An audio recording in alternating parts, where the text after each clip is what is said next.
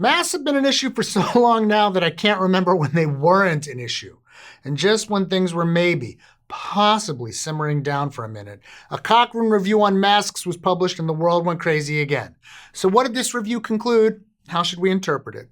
That's the topic of this week's Healthcare Triage.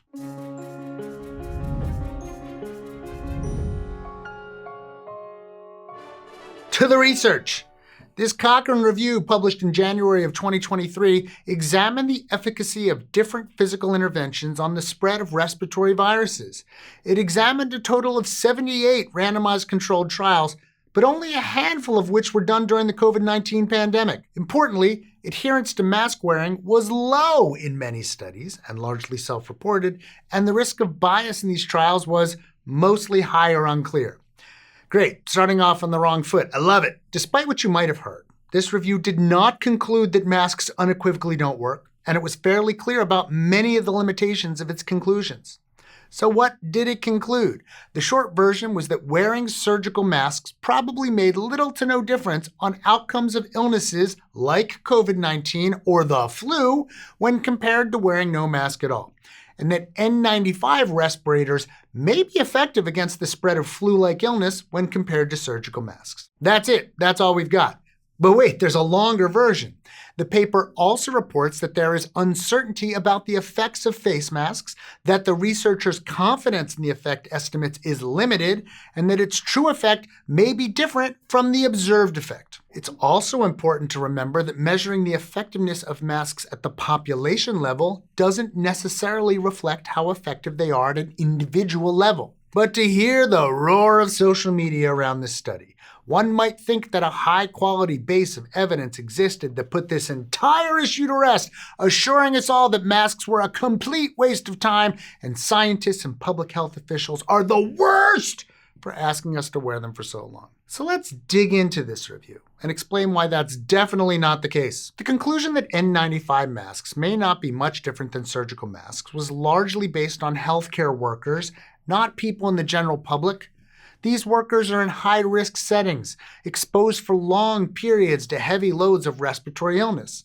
The efficacy of masks in that setting versus lower-risk settings like grocery stores could be very different, but that difference can be lost if trials with these different settings are combined. In addition, some of the trials examined how effective interventions like respirators were when they were worn only part of the time, while others examined the efficacy of them being worn continuously.